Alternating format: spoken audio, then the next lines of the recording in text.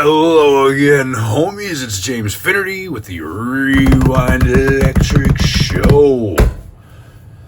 Thank you for tuning in this evening. We're going to be talking about this guy again.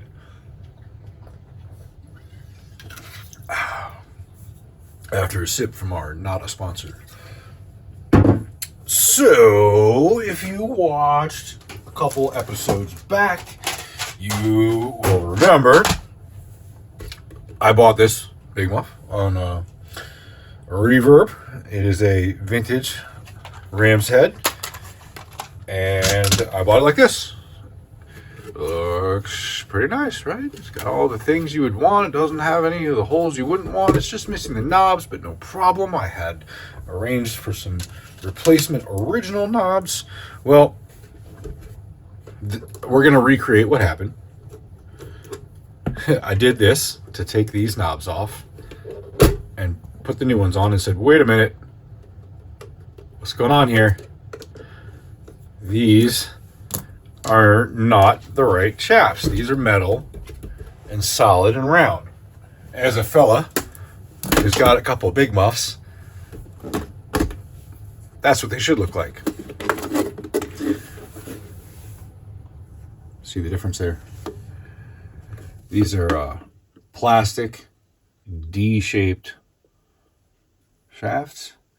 These are metal. So something like these original knobs that are made to fit on a D-shaped shaft could never fit on there. So that was a problem. Now, however, these knobs, the modern ones that came on this, they can go on here, no problem. See? So I couldn't know that because these knobs were on it, something had gone awry. And I looked at internal photos, and wouldn't you know it, you couldn't really see the pots clearly from the photos. And so I knew things were no good, and I continued doing just this. And we've got a new reason to get in here today, so it's just not for nothing. And I was like, I don't know if those screws are original. I don't think they are. That doesn't feel right coming out.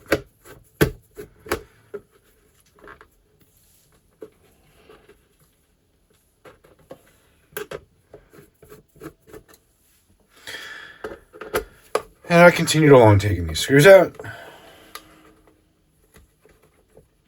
Oh boy.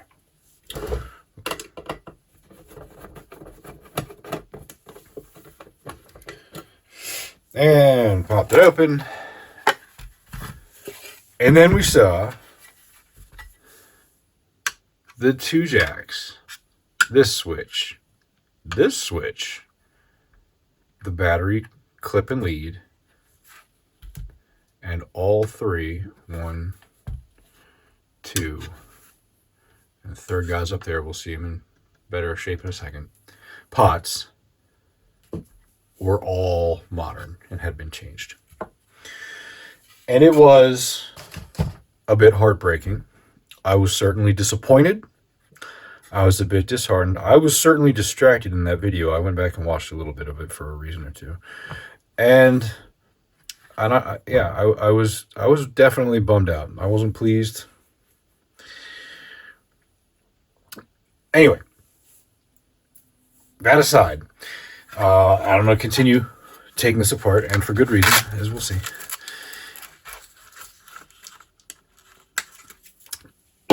I thought I had maybe seen this Big Muff before in my shopping from another seller in this condition, and had wondered if the fellow that I bought it from had hidden some known changes from me. And that would have been extremely disappointing. Now, you know what? I think this is actually the one thing I can leave in here. I'm going to leave this switch for now. I went online and I looked at all the completed listings for Ram's Head Big Muffs on Reverb and eBay that I could find. Now, that doesn't cover everything. If somebody bought something and, off Reverb and contacted the seller and paid for it privately offline, I don't think it shows up in the completed listings. I think it just goes away. And I looked at Long Island Sound's photo archive webpage, where they have dozens upon dozens of Ram's Head Big Muffs vintage originals that have all been modified. Can somebody tell me what they're doing there? Like what is going on? Long Island Sounds, where they've removed switch, jack, battery clip, all the wiring, usually the pots too, and replaced it with like shielded wiring. What are they doing? What is up with that? Is there like some demand for seriously modified vintage Big Muffs or something, where you don't want the original wiring? I want it to be shielded and run slightly quieter, yet I still want it to be a noisy vintage pedal. It's a weird thing. I can't imagine that there's market for that. And it kind of seems like all those guys in LA that were drilling holes in Marshalls in the 80s and 90s, messing up plexis, like today's highly sought after vintage amps that now have drilled holes in them for effects loops and master volumes and cascaded gain mod switches and whatever else.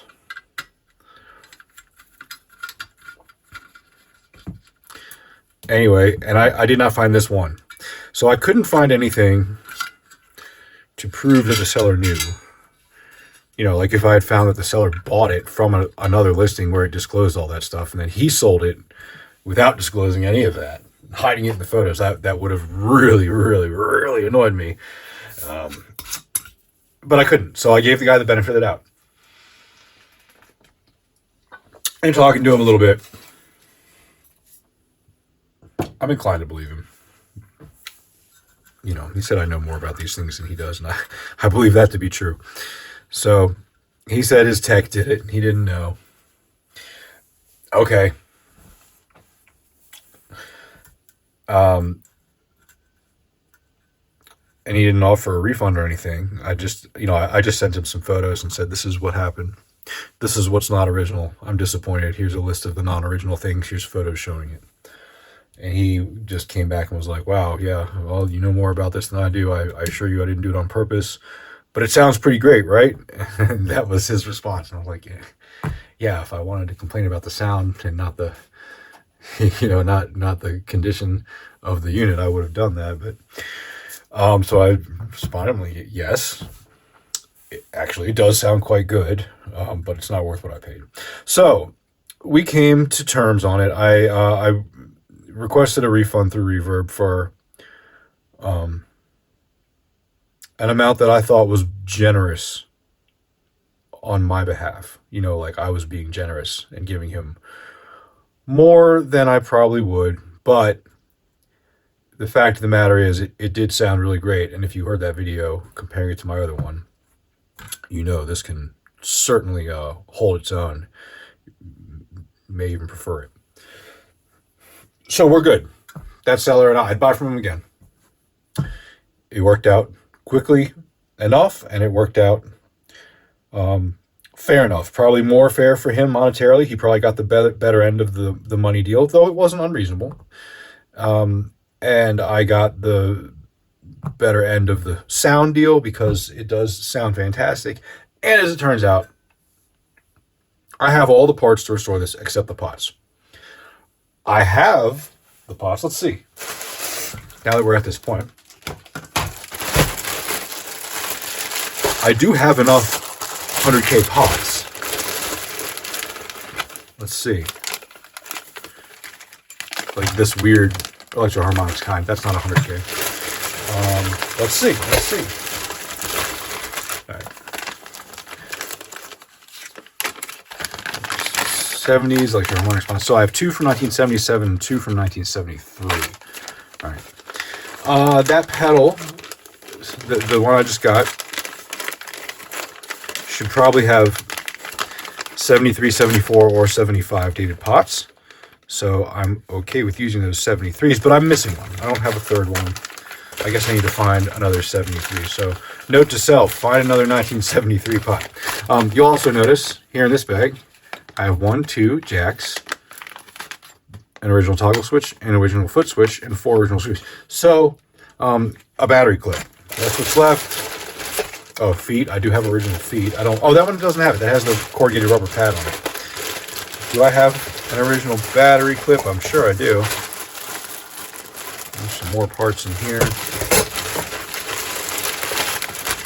There's some more parts. Oh, I'm going to put this guy back together because I just got another one. Linear Power Booster 2. This one's new in the box. Well, not new. It's like new in the box. Maybe I don't have a battery clip. Bizarre. I would think that I would. I do have the original knobs, so those can go on it. So, I'm a little weirded out that I don't have a battery clip, but of all the things to not have, that's like the one to be missing because it's not a big deal. I got there's one in here. I must just overlook. Ah, there we go. There we go. Okay, and that's a hockey puck knob, but yeah, there's the battery clip. So I can put that back together, and I got enough money that it's fair. Because I mean, let's not forget, these parts weren't free. Like, to amass those parts, I had to buy numerous other vintage Electro-Harmonix pedals. Not a cheap task, okay? So let's not just be like, oh, you got them, it's free. No. There's nothing free about it. It costs hundreds of dollars to buy each one of these at best. It's just that I've done enough now. You know, and I've bought some that had non-original parts or were damaged and needed work. Or you know, like you saw those two in there, just didn't work and were better off as part sources than they were pedals. Although I'm going to try to put that LPV2 back together with some other spare parts and whatnot, because it sounds so good, even compared to this new one I got. I mean original, obviously, vintage, beautiful, in the box. I just remember that first one sounding so good. I really want to put it back together and compare it to the new one. See which one sounds better. Okay, so the reason we're back in here today is not actually to do the restoration work, because I don't have that third pot. If I had another 1973 pot, I'd just do it right now. But I don't yet. I have some other stuff on the way that might have the pot I need. We will have to wait till it gets here to find out. But now that this is mine, and even if it wasn't, I was going to do this anyway, I want to document it. I want to fill in the blanks. This is the circuit with the values removed. I want to notate all the parts, because I'm curious in how these work, how the part values and brands and circuits may compare to the sound. So I document all the ones I have like that, and then maybe at some point down the road, when I've done this enough and I've collected enough information, I might be able to see a pattern in the numbers and say, oh, the ones that have this or that or are connected in such a way tend to sound or feel this way. And over years, perhaps some valuable information that will be useful to me will come of that.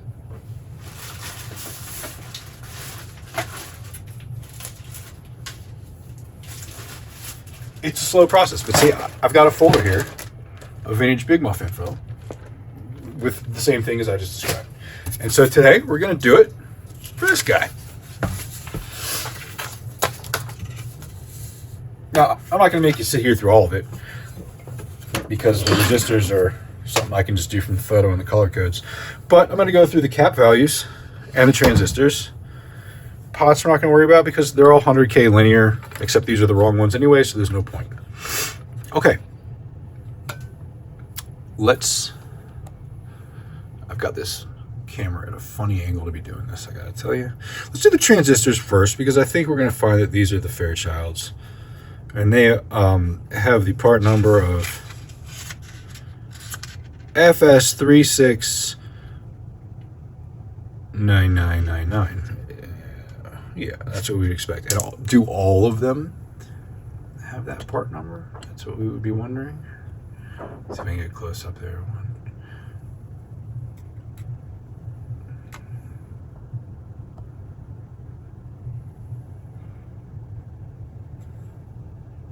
No one doesn't have the F. Oh yeah, it does. It's just light. FS369999.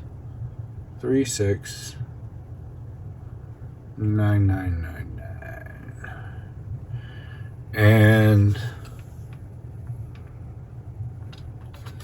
I gotta zoom out. Sorry, it's a little hard for me to see that. Let's get the glasses on.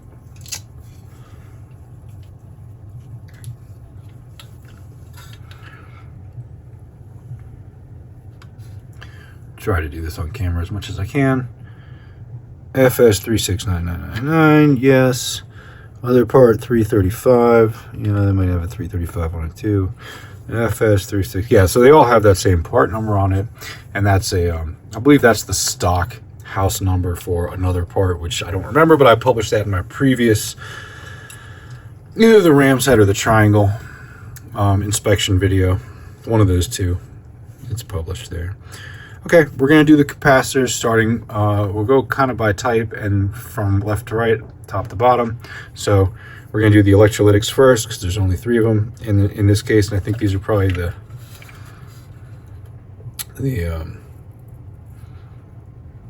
Ebersons, if I can see that here maybe.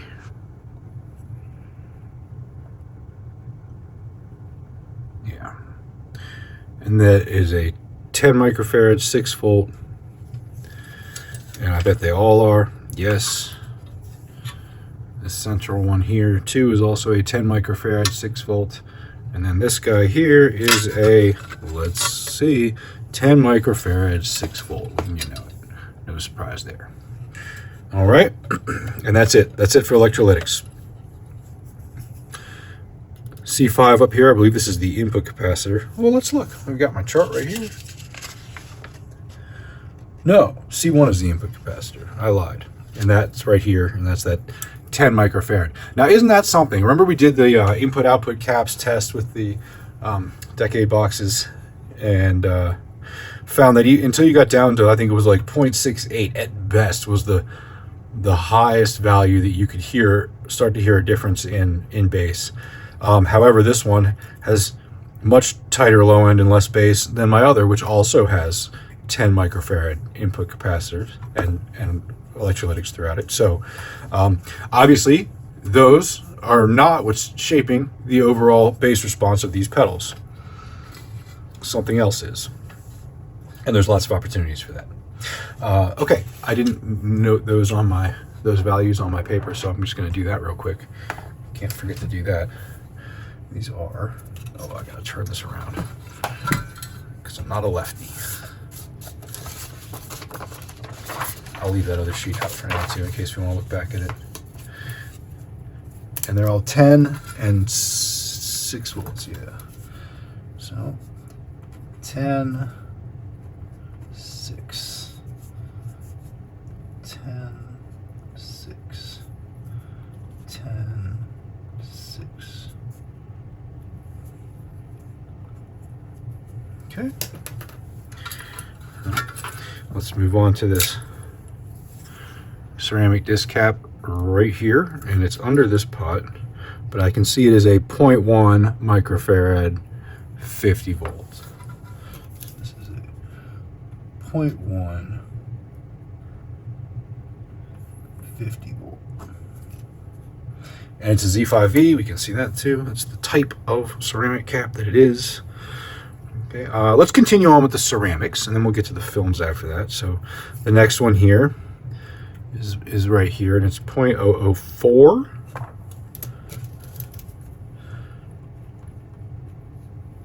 And that, I believe, is part of the tone stack. Yeah, that's the treble cap. 0.004 microfarads, and it doesn't really say anything other than M. Okay. Next one is this guy here, which is a 0.05 microfarad at 50 volts. 0.05, 50 volts. Okay. And it just says Z. It's got a circle with a Z. And now we've got these little orange guys here, here, and here. And they're probably all the same, but let's see. Let's say 470 at 1 kilovolt Z5U. Let's just note that. Z5U 470 1 kilovolt. So obviously it's not 470 microfarads, it's probably 470 nanofarads. 0.047 microfarads, most likely. Okay, and then Z5U470 1 kilovolt, Z5U470 1 kilovolt. Yeah, they're all the same. So.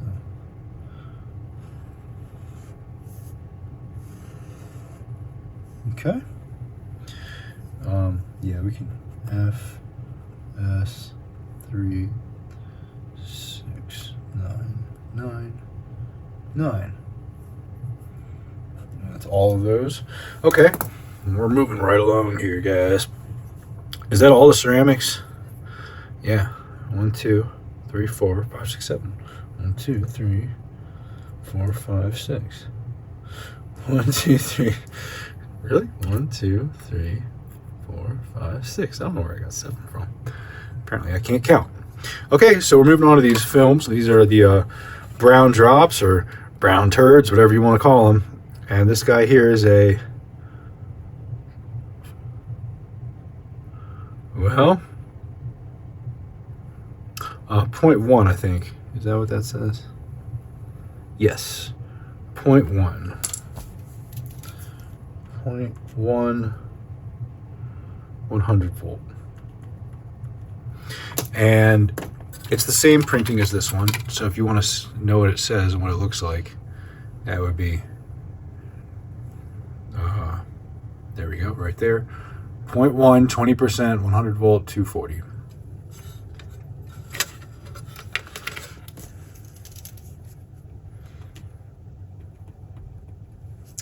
And this one in the center, this one right here is different. This is a, well, we don't know. Is it the same?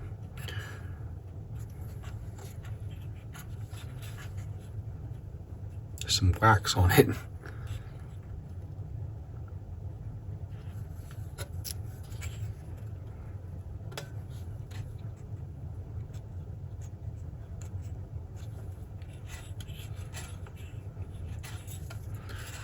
Yeah, there was some wax on there, but it does appear to be a 0.1, 20%, 100 volt. It is a little bit different though. It's got a different kind of outside shield marking. It doesn't have that 240. There's nothing on the back. Okay. 0.1, 100 volt. Okay, and this is, I think, the last capacitor, and I believe this is the input cap down here. Is that right? Let's see. That would be, it's not labeled. Well, it was labeled as something, but it's worn off there. So,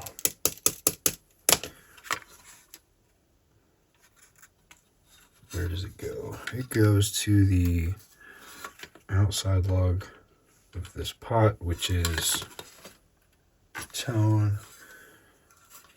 Side lug of the tone pot. Where's the tone pot? On here.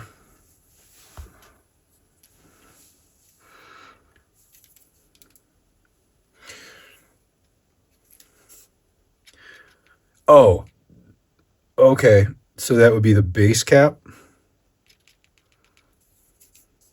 Right. because C9 is up here and that's the treble cap. So this is the bass cap for the tone stack. And it looks like a Pactron or an ITW 0.0068. Let's see if we can see that. 0.0068, 400 volts. 0.0068, 400 volts. Plus minus 10%, 900. I don't know what the 900 means. AC maybe. Maybe 400 is DC. That's possible. It seems high though for how small it is and how old it is. Okay, that is all the capacitors. So here's a straight on view. If you want to join me in this project at home, you can screenshot this and then work on the resistors if it interests you to know. All right, and I don't believe there's any backside components on this one. No, there are not. Nope. Okay. And that concludes this portion of the Rewind Electric Show. Now, there's a couple other things to do. I don't know if it's worth doing now. There's a little bit of a bend here. Can you see that? Like, you got to get the light on it just right. There you go. Like, that chassis could use a little straightening out. Not that big of a deal. I'll probably just get some wood blocks and clamp it flat. Put some kind of lubricant on the face so as to not mar the picture of Robert Plant there. That is Robert Plant, right? Wait, what? Oh, that's the Ram? Oh, okay, sorry. Yeah, that's the Ram. So, not to mar the picture of the Ram. And this back side of the case has a little bit of a similar thing going on there. And, yeah, also no big deal. Just a little bit of clamping the right way will straighten that right out. But I think that that's going to be a project for another time. So let me put these back. Because, yeah, we got to change that switch too. So I'm going to mess with all of that together when we fully strip this chassis. And this is like some Sharpie marks here too. It looks like Sharpie at least. And we'll take those off. Clean that whole bit.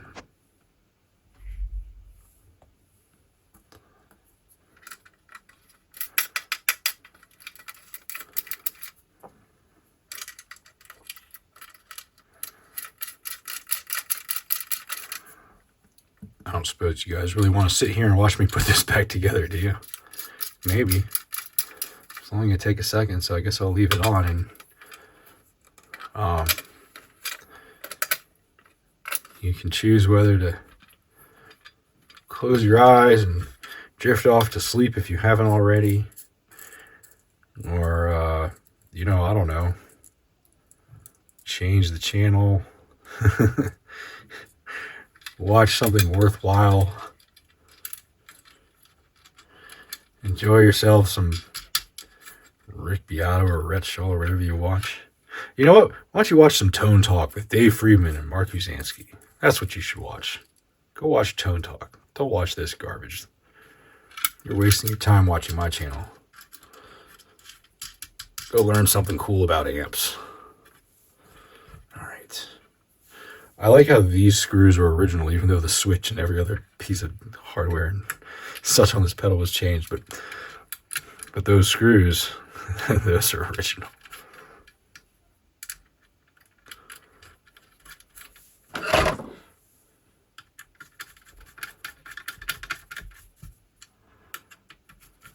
This is a mighty good sounding pedal, and I'm happy to have it. I will admit that if the seller had told me to go stuff myself and send the pedal back or keep it at full price, I would have had a hard time sending it back. I'm not saying I wouldn't have sent it back. I'm just saying it would have been difficult for me to box it up and send it back knowing how good it sounded. So I'm glad it didn't work out that way. It worked out nice.